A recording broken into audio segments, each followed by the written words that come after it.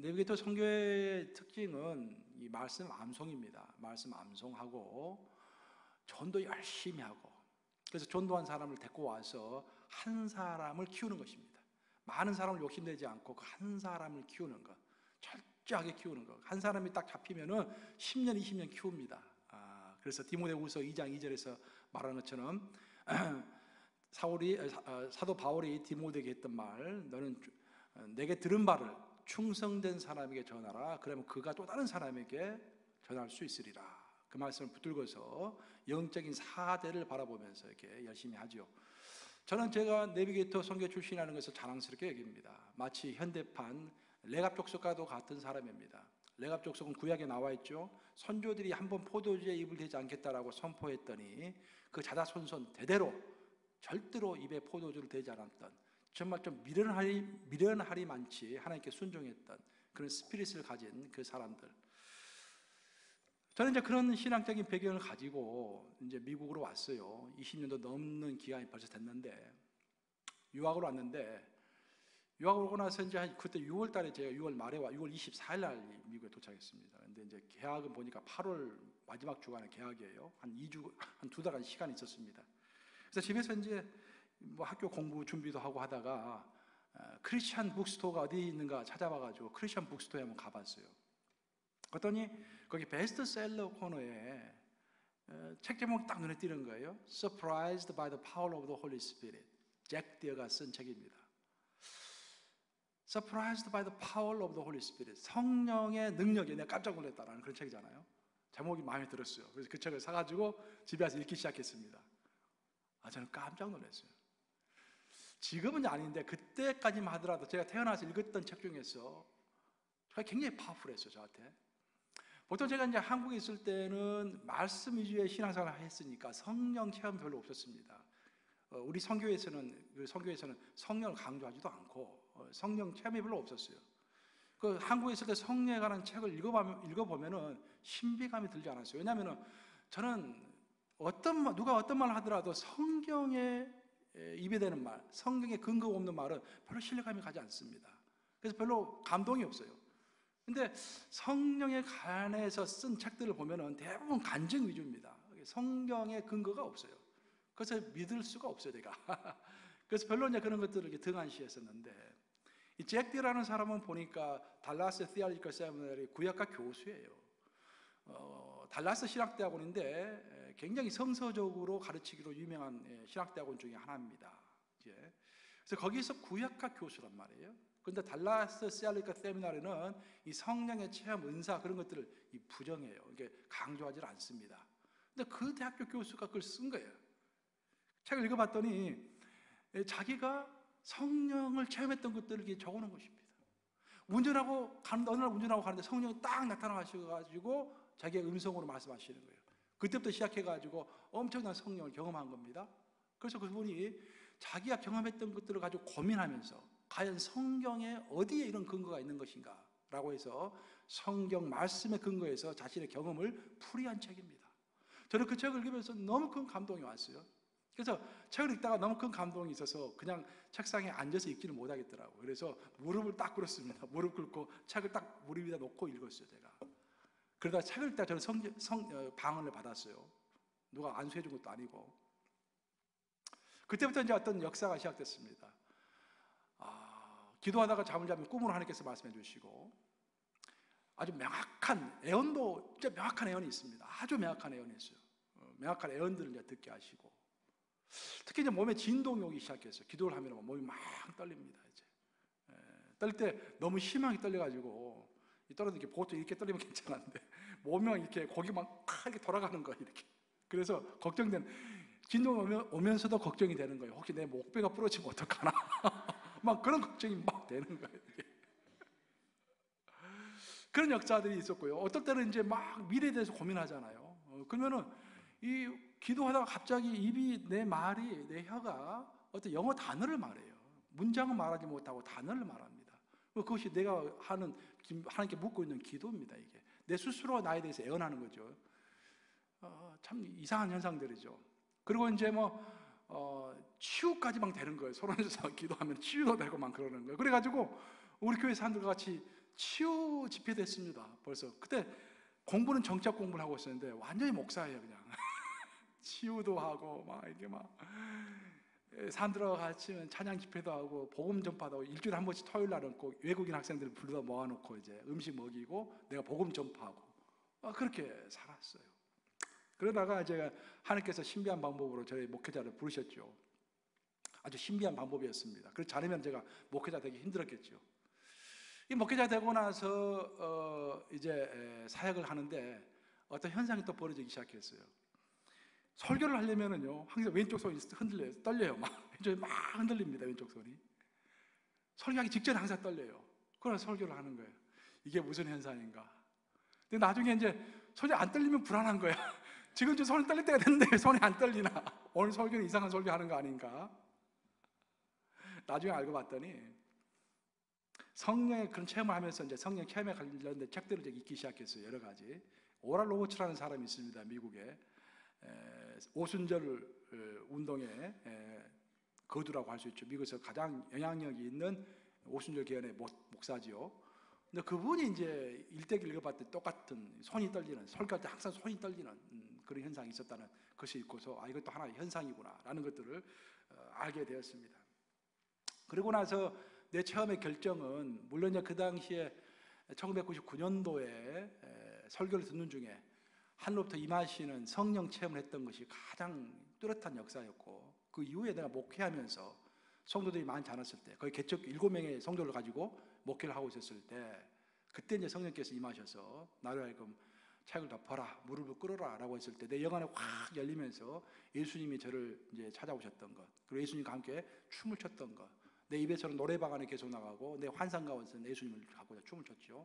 그러고 나서 예수님이 떠나시면서 하늘로 승천하시면서 내가 너희를 사랑한다, 내가 너희를 사랑한다, 내가 너희를 사랑한다, 너는 내 양떼들에게 이 말을 전하라, 그 말씀 하셨어요. 근데 그 주에 제가 했던 설교가 동행의 기쁨이라는 설교였습니다. 그 설교를 해가지고 그 CD를 구워가지고 감독님한테도 보냈어요. 그 당시에는 이제 박정찬 감독님이 우리 연예 감독님이셨기 때문에, 한국인 감독님이셨기 때문에 그 CD를 보냈습니다. 감독님한테. 그리고 내가 그 설교를 했어요. 그 경험했던 것들을. 그리고 내가 그 교회를 떠나올 마지막 날에 마지막 설교가 그 설교를 똑같이 했습니다. 동행의 기쁨이라는 설교를 똑같이 한번 하고 이 뉴욕 감독교로 왔습니다. 그리고 뉴욕 감독에 갔는데 정말 기가 막힌 현상이 벌어졌습니다. 뉴욕 감독에 오니까 그 모든 그런 체험들이 딱 끊어지는 거예요. 이야, 뉴욕 감독이 대단한 교회구나. 영역이 보통이 아니구나. 딱 끊어지는 거야. 왜 끊어질까? 처음에 생각도 해봤어요. 근데 별거 아니에요. 나는 그 이유를 내 나름대로 추측을 하는데 추측일 뿐이니까 여기서 말하지는 않겠습니다. 근데 한 가지 확실한 것은 뭐냐면은, 내가 그 성령의 체험을 하고 그렇게 뭐 아주 신비로운 그런 경험들 가운데 있었을 때는, 소리가 갑자기 딱 바뀌네. 있었을 때는 내 신앙이 상당히 수동적이었습니다. 근데 뉴욕 감독에 오면서 이렇게 지금 7년째 목회를 하고 있는데, 이게 목회를 쭉 하다 보니까 제가 가지고 있는 믿음의 무게를 굳이 따진다고 한다면은, 이전 교회에 있었을 때는 믿음의 무게가 한 10kg였다고 한다면은 지금 한 100kg 정도는 되는 것 같아요. 별로 고민이 없습니다. 염려할 것도 없고 죽든지 살든지 주의 것이라는 생각이 들고 하나님을 절대적으로 더 신뢰하게 됐어요. 그래서 제가 나름대로 결론을 얻은 것입니다. 예수님께서 도마에게 그렇게 말씀하셨죠. 예수님의 옆구리에 손을 넣어봐야 내가 알겠다, 예수님의 부활을 알겠다 라고 했을 때 예수께서 나타나셔가지고 무슨 말씀하셨습니까? 보고 믿는 자보다 보지 않고 믿는 자가 더 복되다 라는 말씀하셨잖아요. 우리가 예수님을 체험하고 만나든지 또 예수님을 체험하지 않고 예수님을 만나든지, 어쨌든 우리의 결론은 예수님을 사랑하는 것입니다. 그렇죠? 그러니까 예수님을 신뢰하는 거예요. 우리는 예수님을 어떻게 체험함으로, 어떤 신비한 체험을 함으로 인해서 예수님을 사랑하고 예수님을 신뢰할 수도 있겠지만요, 보지 않고도 내 말 중심을 들여서 이미 전파해 주신 말씀을 통해서도 하나님을 얼마든지 더 신뢰하고 더 사랑할 수가 있는 것입니다. 옛날에 그렇게 그런 신비로운 체험 가운데 있었을 때보다도 지금이 훨씬 더 내 믿음이 무거운 것 같아요. 기독교 역사 2000년 역사를 살펴보면요, 기독교 역사 2000년 역사에서 기독교 영성을 이야기하면은 꼭 빠뜨릴 수 없는 사람 한 사람이 있습니다. 베네딕트 누르시아의 베네딕트입니다. 이탈리아 누르시아에서 살았던 베네딕트죠. 그 베네딕트는 원래 동굴에서 이렇게 수도 생활을 했던 사람입니다. 동굴에서 홀로 있으면서 매일 말씀 묵상하고 기도하고 그렇게 살았던 사람이에요.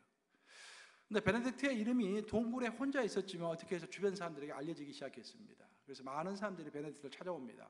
선생이시여, 우리를 인도해 주시옵소서. 베네딕트는 처음에는 그것을 거부했습니다. 하지만 사람들이 계속 와서 좀 이렇게 지도를 해달라고 부탁합니다. 그래서 베네딕트가 동굴에서 나와서 일단은 한 무리를 이끌게 됩니다. 그 무리를 이끌 때 베네딕트가 제일 먼저 했던 게 뭐냐면은 수도 규칙을 만드는 거였습니다. 그것이 나중에 그 유명한 베네딕트 수도 규칙이라는 것입니다. 아주 유명한 기독교 영성에 있어서 반드시 한 번은 읽어봐야 할 베네딕트 수도 규칙이라는 규칙을 정합니다. 그 규칙의 핵심은 뭐냐면은 기도와 노동입니다. 기도는 알겠는데 왜 노동인가? 기도를 통해서 우리가 하나님을 만나죠. 하지만 하나님께서 이미 우리에게 선물로 주신 삶은 노동을 통하지 않고서는 영위할 수가 없다라는 거예요. 그리고 우리가 하나님께서 이미 우리에게 허락하신 노동을 함으로 하나님의 자연을 보호하고 그 가운데서 우리가 생을 누리면서 동시에 일상의 노동 가운데서 하나님을 만나는 것이 기도를 통해서 만나는 것 못지 않다라는 것입니다. 그래서 베네딕트는 기도와 아울러서 노동을 강조했습니다. 그리고 세상과 우리가 어떻게 결별할 것인가? 세상 속에서 나를 어떻게 지킬 것인가? 내가 이미 세상 가운데 있지 않습니까? 그 가운데 나를 어떻게 지킬 것인가? 그에 관한 방책으로서 침묵을 강조했습니다. 그리고 우리가 예수님을 닮아야 한다는데 그럼 예수님의 인격을 닮는 가장 좋은 방법이 무엇인가? 겸손이라고 했죠.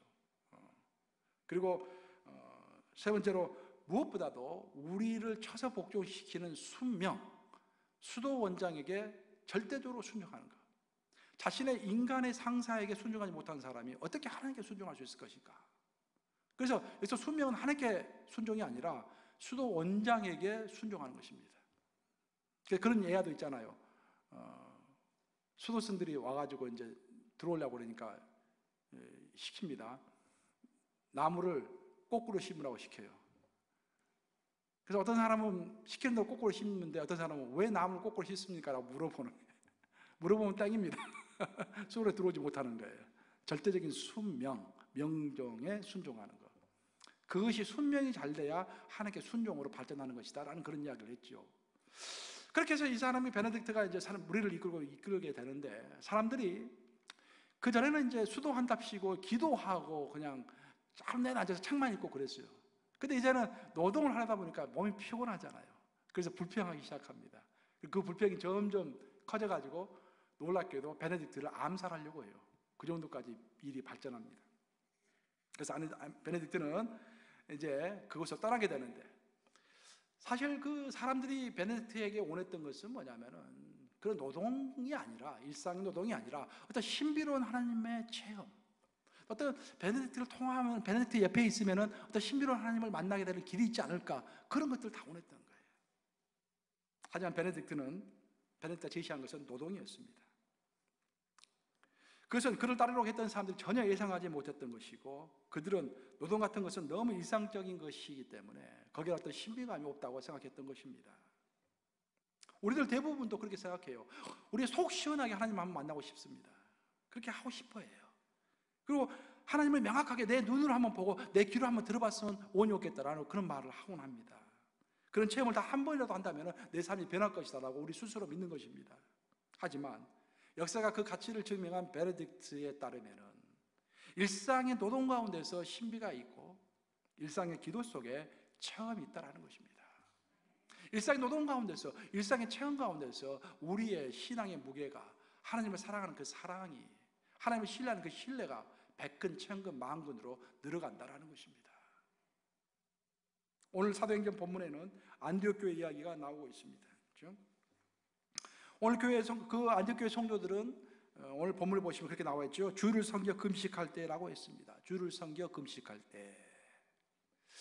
여기서 주를 섬겨라는 말은 오늘 주일 예배 드리는 것처럼 일상의 예배를 드리고 있을 때 그런 말입니다.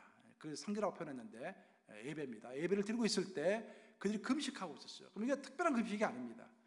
초대교회에서는 정기적으로 금식을 했어요. 그렇죠?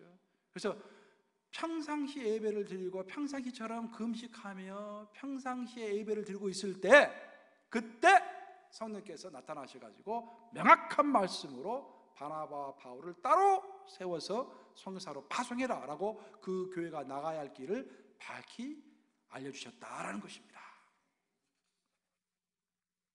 안디옥 교회뿐만이 아닙니다. 사실 모세도 일상의 삶 가운데서 양떼를 치고 있을 때 하나님이 나타나셔가지고 음성을 들려주셨죠. 베드로는 언제 예수님을 만났습니까? 일상의 삶 가운데서 고기잡이를 하고 있을 때, 고기잡이 일을 다 마치고 돌아왔을 때 그때 예수님을 만난 거예요. 그리고 예수님의 부르심을 받은 것입니다. 마태는 언제 예수님을 만났죠? 마태 직업은 세리, 그러니까 세금 걷는 사람이어서 세금을 걷고 있을 때 그때 예수님이 찾아오신 거예요. 그리고 그를 부르신 것입니다. 여러분들이 병원에서 일하고 있을 때, 세탁소에서 일하고 있을 때, 내일 가게에서 일하고 있을 때, 가정에서 설거지하고 있을 때, 일상의 삶 가운데 있을 때 하나님의 때에 나타나신다라는 거예요. 우리가 하나님의 음성을 듣고 싶을 때 우리가 가장 먼저 알아야 할 것은 뭐냐면, 우리는 내가 하나님의 음성을 듣고 싶을 때 하나님께서 나타나셔서 나에게 말씀해 주기를 원해요. 하지만 성경은 어디도 그렇게 말하지 않습니다. 내가 하나님의 음성을 듣고 싶습니다 할 때 하나님께서 음성을 들려준다고 말이 없어요. 하나님은 하나님이 원하실 때, 또 하나님이 때라고 생각할 때 나타나셔가지고 우리에게 말씀해 주시는 하나님이실 줄로 믿습니다. 하나님의 때가 되어야만이 우리에게 말씀하시는 거예요. 그래서 우리는 하나님의 때를 기다릴 줄 알아야 합니다. 하나님의 음성을 듣고 하나님을 체험하고 싶은 사람은요, 기다릴 줄 알아야 돼요. 성경 처음부터 끝까지 기다림이잖아요. 기다릴 줄 알아야 합니다. 하나님께서 아브라함에게 얼마나 많이 기다리게 했습니까? 하나님 모세에게 또 얼마나 많이 기다리게 했습니까? 하나님 요셉에게 감옥살이까지 하게 하시면서 얼마나 많이 그날을 기다리게 했습니까? 또 우리는 다 뭘 지금 기다리고 있습니까? 예수님의 재림을 기다리는 거 아니겠습니까? 그때가 언제인지 우리는 아무도 알 수가 없습니다. 하나님의 때가 언제인지. 그래서 그 하나님의 때를 놓치지 않기 위하여 일상의 상황 가운데서 깨어 있어야 할 줄로 믿습니다. 깨어있지 못하면은요, 이게 하나님의 인재가 지나갑니다, 여러분들. 우리 교회 이제 이번에 방송 시스템 새로 했잖아요. 그래서 무선 마이크 이제 가지고 이렇게 한번 틀었더니 갑자기 어느 날 갑자기 엄청난 큰 소리가 들리는 거예요. 이게 뭐냐고 깜짝 놀라서 물어봤더니 지금 여기가 계속 주파수가 수없이 많은 주파수가 지금 지나가고 있대요. 근데 그 주파수가 TV 주파수하고 우리 주파수가 딱 맞아 떨어진 거야, 이게. 그러니까 막 엄청난 소리가 들리는 거예요. 지금 우리는 이렇게 앉아있지만 하나님의 임재가 막 지나가고 있는 거죠. 이게 말씀도 지나가고 있고, 우리가 깨어 있어야만이, 우리가 그 주파수가 맞아야만이 하나님의 음성을 듣는 것입니다. 어린 사무엘이 하나님께서 말씀했음에도 불구하고 어린 사무엘은 그것이 하나님의 말씀인지 몰랐어요. 왜? 어리니까. 그렇죠? 우리가 너무 어리든지 깨어있지 못하든지 그러면 하나님의 임재와 하나님의 말씀은 지나가는 것입니다. 우리가 깨어 있어야만이 하나님의 때가 느껴져요. 신앙은 감각입니다. 그렇죠? 신앙은 수학 공식이 아니죠. 물론 인과응보 그런 법칙은 있지만 인과 응보를 뛰어넘는 하나님의 절대주권이라는 또 법칙도 있지 않습니까? 그처럼 어떤 하나님의 그 우리의 인도하심을 느끼는 그 영적인 감각, 그런 것도 우리에게 굉장히 필요한 거예요. 근데 우리가 깨어 있을 때만이 그 영적 감각을 가지고 하나님의 지금 때구나, 하나님 나를 이끄시는구나, 앞으로 이런 일들이 벌어지겠구나 라고 우리가 예측을 할 수가 있는 것입니다. 그리고 그 때가 됐을 때 하나님을 만날 수 있는 것입니다. 그래서 우리가 항상 기도해야 돼요. 그리고 항상 성경 말씀을 읽어야 돼요. 근데서 매일 성경 읽으란 말이 아니라 어떤 수준을 계속해서 유지한다라는 거예요. 우리가 보면은 오늘 요즘 날씨가 많이 추워졌는데 서머스태트 온도계 딱 해놓잖아요. 그러면은 온도를 많이 70도로 맞춰놓으면 10도 밑으로 떨어지면은 보일러가 딱 올라오지 않습니까? 그것처럼 영적인 어떤 수준을 유지하고 있어야 돼요. 그래야 하나님의 임재를 지나치지 않고 하나님의 임재를 딱 우리가 만날 수가 있는 것입니다. 오늘 요한복음 본문의 배경은 예수님이 십자가에 못 박히시기 바로 전날에 예수님과 제자들이 마지막 만찬을 드는 그런 배경입니다. 이제 예수께서 제자들을 불러다 놓고 마지막 만찬을 드시고 나서 제자들이 그렇게 말씀하세요. 자, 내가 이제 죽는다. 내가 죽으면은 하늘나라로 승천할 것이다. 승천하면은 너희에게 성령을 보내리라. 그런 말씀하세요. 그러나 또 한 가지 말씀하시는데, 성령을 보낼 뿐만 아니라 어떤 때가 되면은 부활한 내가 너에게 직접 나타나리라 라고 말씀하십니다. 우리가 원하는 것이 그거 아닙니까? 직접 나타나시는 예수님, 우리가 만나고 싶어 하는 거 아니겠습니까? 오늘 주제가, 설교 제목이 그것이고, 근데 예수님께서 내가 내게 직접 나타나리라 말씀하시면서 언제 나타날 것인지를 아주 명확하게 말씀하십니다. 오늘 요한복음 본문인 14장 21절에서 23절까지 3절 사이에 강조되는 단어가 있습니다. 예수님이 특별히 강조하시는 단어가 있어요. 그것은 뭐냐면은 지킨다라는 단어예요. 지킨다. 너희가 내 계명을 지킬 때, 너희가 내 말을 지킬 때, 즉 순종할 때 말이죠. 너 말을 진실로 내 말을 순종할 때, 그때 내가 나를 너에게 나타내리라라고 말씀하시는 거예요. 그럼 오늘 본문 말씀이 강조하는 것은 뭐냐면 순종입니다. 근데 그 순종, 그런 순종이 아니라 너희가 나를 사랑해서 그 사랑에 이기지 못해서 나를 내 말에 순종할 때, 나를 사랑함으로 그 열정을 가지고 나에게 순종할 때 내가 그때 나를 너에게 나타내라라고 너무도 명확하게 말씀하시는 것입니다. 요한복음 14장 21절 유명한 구절이죠. 한번 같이 읽습니다. 시작. 나의 계명을 지키는 자라야 나를 사랑하는 자니 나를 사랑하는 자는 내 아버지께 사랑을 받을 것이요 나도 그를 사랑하여 그에게 나를 나타내리라. 여러분 너무 명확하지 않습니까? 나의 계명을 지키는 자라야 나를 사랑하는 자니 나를 사랑하는 자는 내 아버지께 사랑을 받을 것이요 나도 그를 사랑하여 어떻게 한다? 그에게 나를 나타내리라. 즉 계명을 지킬 때 내가 예수님께서 우리에게 나타나시겠다라는 거예요. 그래서 오늘 이 본문 말씀을 잘 이해해야. 그러면 순종한다는 것이 무엇인가? 하나님의 말씀을 지킨다는 것이 무엇인가? 아니, 평상시 나도 순종하는 것 같은데, 평소에 나도 하나님의 말씀을 계명 지금 잘 지키고 살아가고 있는데, 예수님 사랑하는데, 근데 예수님께서 내 삶에 나타난 적이 한 번도 없는 것 같아. 그러면 뭔가 이 말의 의미를 정확하게 이해하고 있지 못하다는 말이죠. 내가 체험한 하나님은 정말 우리가 순종하고 순수한 마음으로 하나님 위해서 죽겠다, 죽는 각오로 살겠다 라고 정말 순종하며 나아갈 때 진짜 우리에게 감동을 주십니다. 감동으로 나타나시죠. 제가 얼마 전에 한두 달 전에 텍사스 다녀왔지 않습니까? 게이트웨이 처치 컨퍼런스 다녀왔지 않습니까? 한국에 이제 갔다 오자마자 너무 피곤하고 뭐 시차 적응도 안 됐는데 그 컨퍼런스 꼭 한번 가고 싶었어요. 왜냐하면 미국에서 두 번째 큰 교회거든요, 그 교회가. 꼭 한번 가고 싶었어요. 너무 더 빨리 성장하고 막 그러니까 이제. 그래서 갔더니 야, 교회 진짜 어마어마하게 전화왔더라고요. 한 3,000명 정도 들어가는 교회를 전화왔는데 잘 전화왔더라고요. 딱 가보면 완전히 그 목사님만 딱 바로 보게끔 딱 돼 있어요. 이게 뭐 옆에 아무것도 없어. 그냥 딱 집중할 수 있도록 잘 지어놨어요. 그래서 컨퍼런스 하면서 이제 목사님이 간증을 하셨어요. 그 간증을 들어보니까 그런 말을 하더라고요. 2008년에 미국에서 무슨 일이 벌어졌죠, 여러분? 금융위기가 있었어요. 금융위기가 있었습니다. 2008년에 미국에서. 1998년은 IMF 사태가 있었고 10년 후 2008년에 미국에서 금융위기가 있었어요. 10년 주기로 이렇게. 근데 그때 모든 사람들이 막 실직하고 부도가 나고 어려운 지경인데 하나님께서 그 목사님에게 성전을 지으라고 이렇게 말씀하셨대요. 그래서 자기는 이해가 안 됐다는 거야. 그것도 성전도 그냥 성전이 아니라 어마어마하게 큰 성전을 지으라고 하신 거예요. 그래서 아니 이 어려운 판국에 무슨 성전을 짓는가라고 생각했죠. 근데 엄청난 교회를 지으라고 하시는 거예요.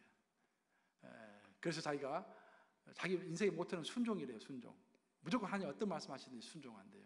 그래서 순종하면서 죽으면 죽으리라고 건축을 했는데 그것이 자기가 들은 음성이 하나님의 음성인지 아니면 자기 착각인지 그것은 결과가 말해 주지 않겠습니까? 자신감을 가지고 하나님의 음성, 평상시 하나님의 음성을 들었으니까 하나님의 인도를 받았으니까 그 건축을 시작했는데 빚을 하나도 안 졌대요. 그리고 그 큰 교회를 미국에서 두 번째 큰 교회를 완성한 겁니다. 완공한 거예요.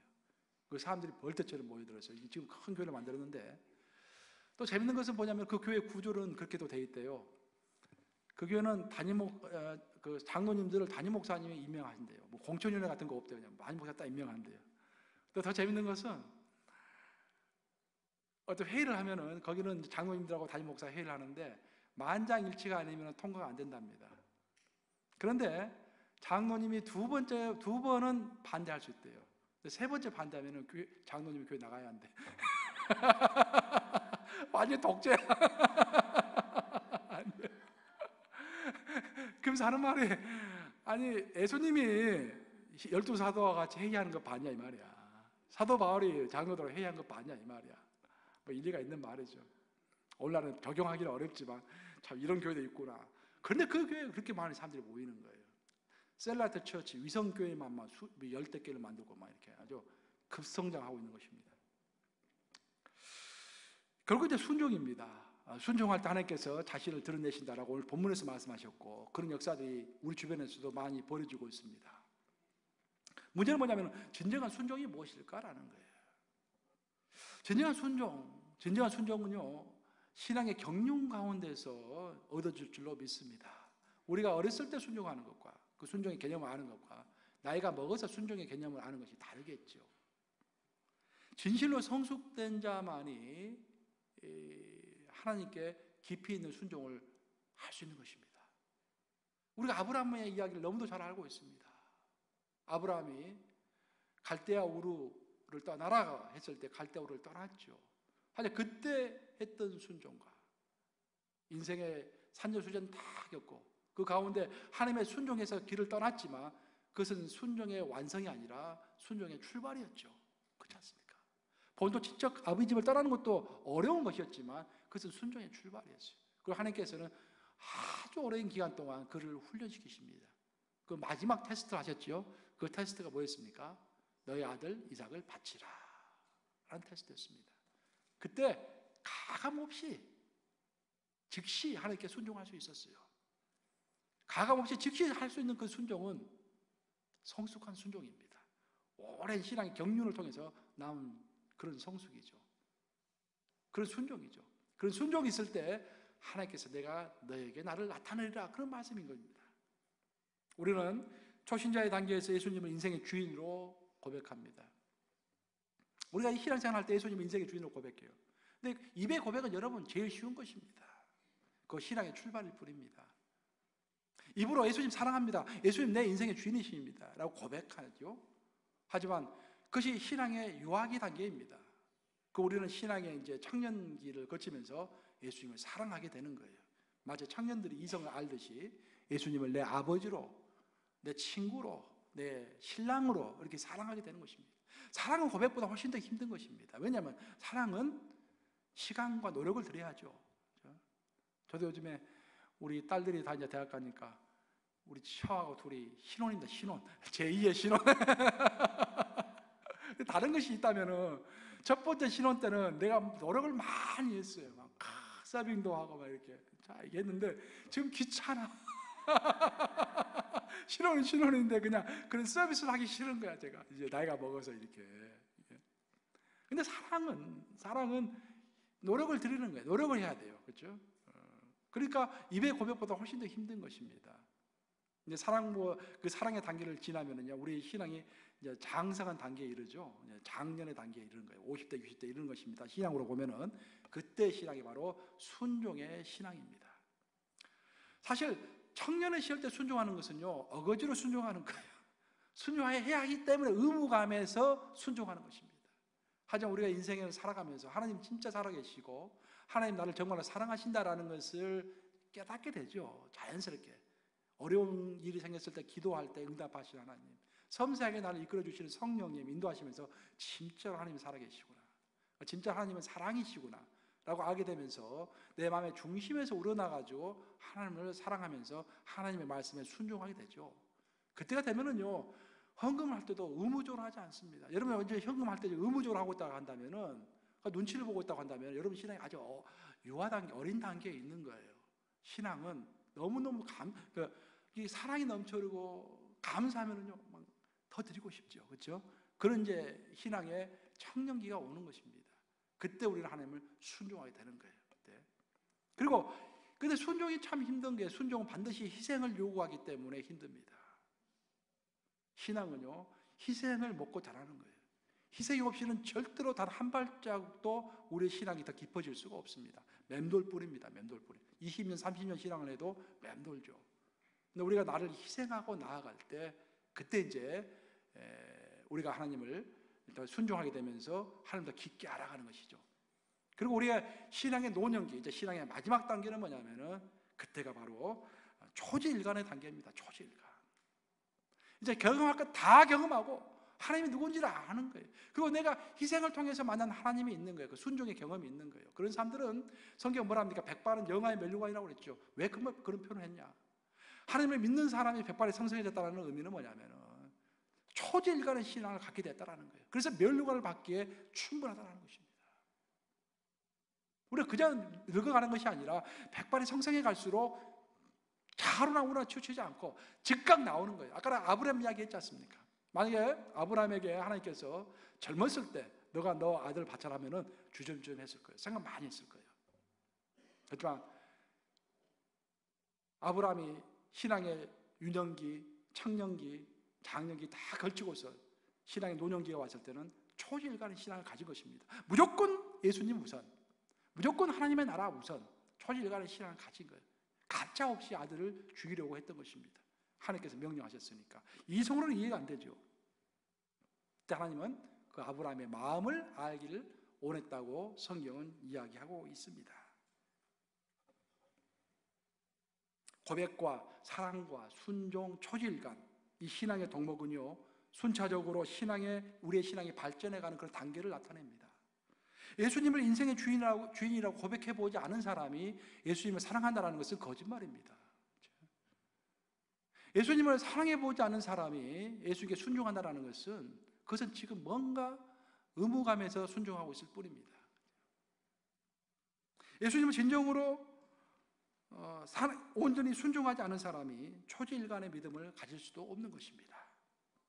청년이 되기 위해서는 유년기를 거쳐야 되고, 장년이 되기 위해서는 청년의 시기를 거쳐야 되고, 노년이 되기 위해서는 장년의 시기를 거쳐하는 것처럼 신앙은 그 시절에 해야 할 일들을 적절히 해나가야 그 다음 단계를 또한 훌륭하게 해낼 수 있는 것입니다.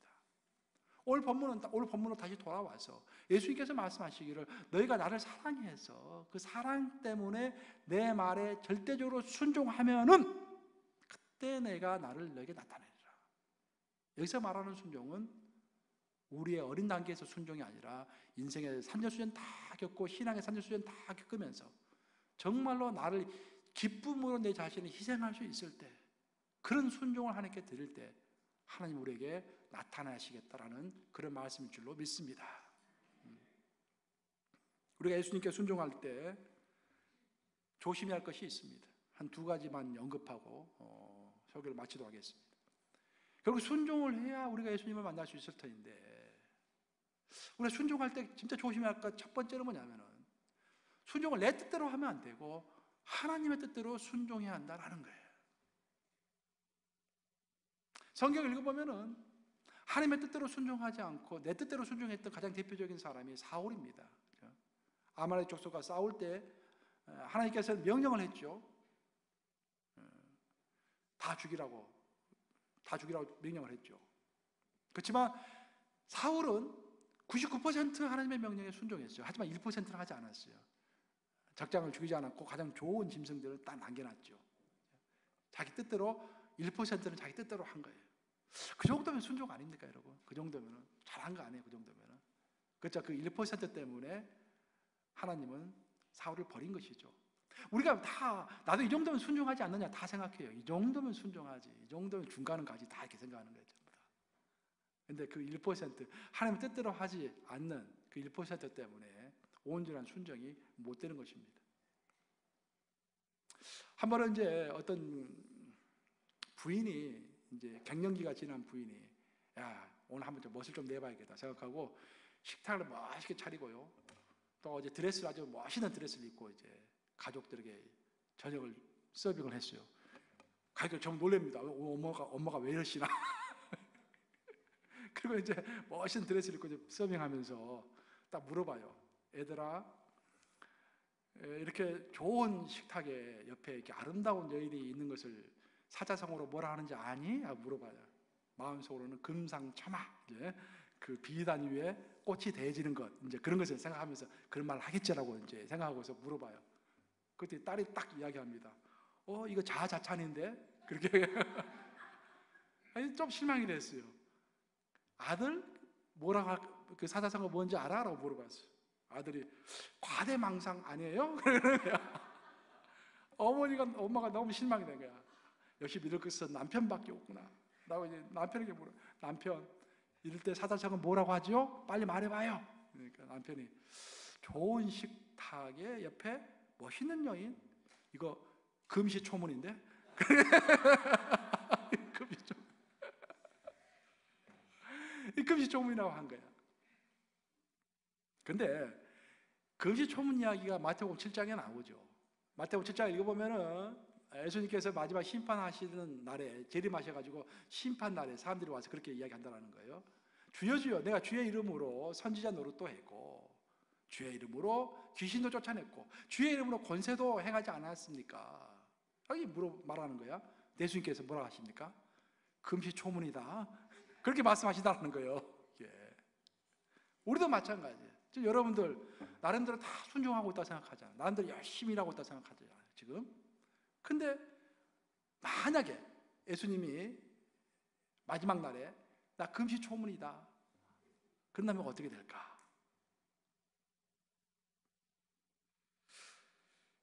순종하되 사울과 같은 순종이 아니라 정말 겟세마네 동산에서 갈등은 했지만 그래도 기어이 끝까지 한 방울 피까지 남기지 아니하고 순종했던 그 예수님의 순종, 그런 것들이 우리의 모범이 되어야 할 줄로 믿습니다. 그러니까 예수님을 만나는 순종을 하려면 첫 번째로 내 방식대로 하는 것이 아니라 하나님의 방식대로 해야 할 줄로 믿습니다. 두 번째로 우리가 순종할 때 하나님을 만나는 순종이 되기 위해서 조심해야 할 게 뭐냐면 침묵하는 것입니다. 순종할 때 이해가 되지 않더라도 또 힘들더라도 불평하기보다는 침묵 가운데서 끝까지 순종하는 것. 우리 예수님의 순종이 그런 순종 아닙니까? 십자가에 못 박혀 돌아가실 때도 불평하지 아니하고 끝까지 침묵 가운데서, 물론 가상 실현을 말씀하셨지만 침묵 가운데서 그 순종을 하신 거 아니겠습니까? 제가 한 5년 전에, 한 6년 됐습니까? 5, 6년 전에 한국에서 그 셀 모임을 제일 잘한다는 그 안산 동산교회, 그거 제가 갔었잖아요. 갔는데 두 번을 갔어요. 제가 두 번째 갈 때 거기서 생수의 강이라는 프로그램이 있습니다. 3일 동안. 생수의 강은 뭐냐면 이제 미국으로 말하면은 드레스데아스 같은 거예요. 이제 사람들이 모여가지고 이제 막 은혜 받고 하는 거예요. 근데 거기 갔더니 첫날 이제 딱 지시가 내려왔습니다. 오늘 오후부터 시작해서 내일 아침 먹을 때까지는 절대로 말하면 안 된다. 침묵해라 한다. 그런 거예요. 야, 역시 뭐가 있구나 이게. 침묵하니까 갑자기 뭔가 또 신비로운 것 같잖아요. 다 사람들이 입을 다 다물고 의사소통을 정하고 싶으면 글자로 쓰래요 이제. 그래서 한 방에 한 6명씩인가 있었는데 전부 다 거룩하게 그냥 침묵하면서 눈을 지그시 감고 막 기도하고 뭔가 신비로운 막 분위기가 확 도는 거예요. 아, 좋더라고요 이렇게 하니까.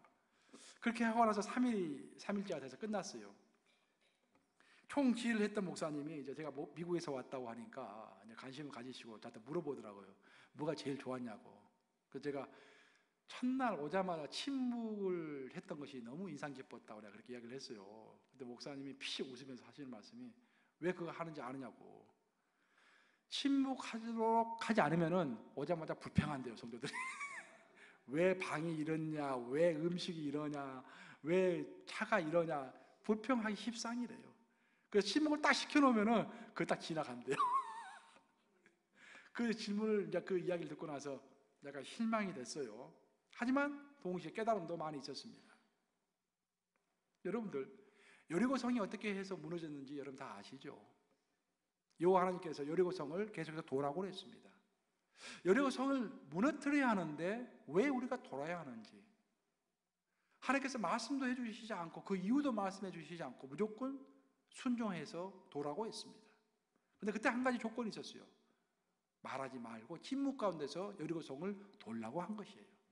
그 이유가 나는 이제 딱 깨달아지는 거야.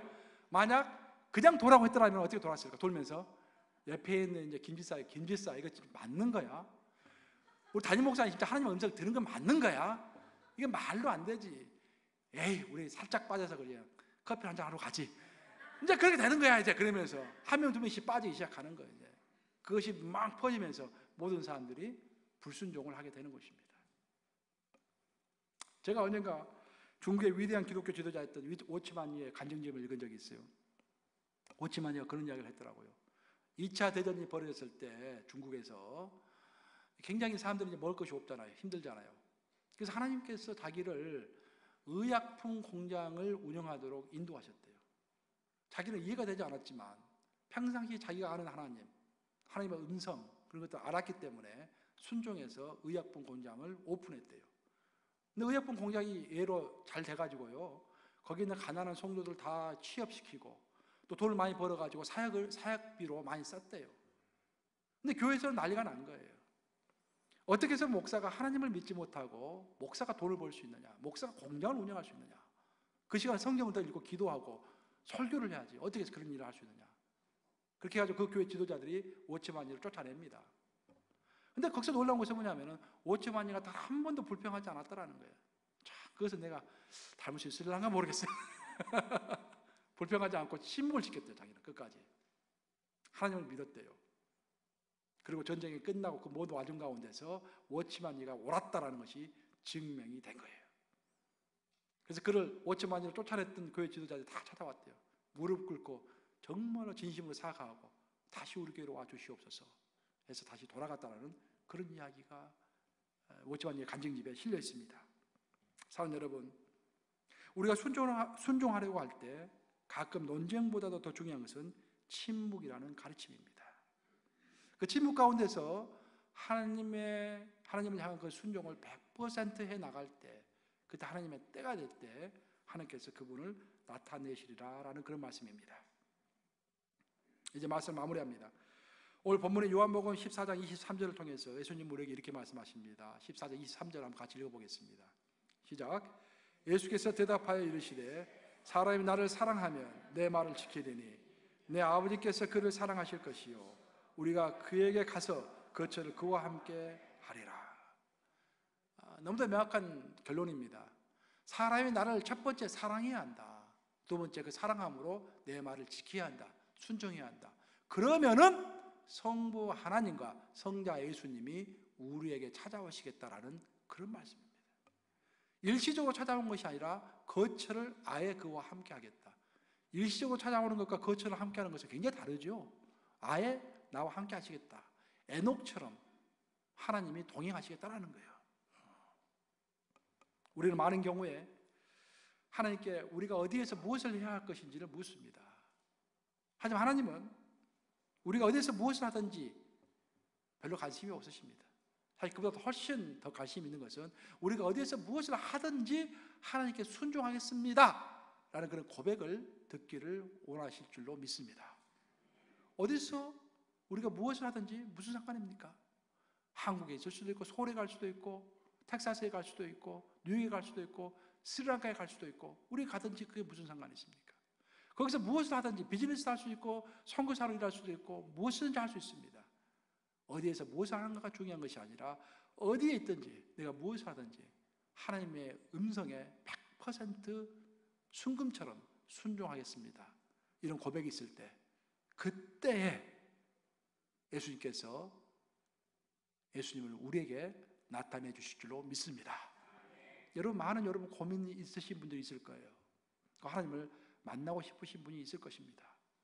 하나님을 만나는 것이 어떤 신비로운 것들이 아닙니다. 여러분들 꼭 그것만이 좋은 것이 아닙니다.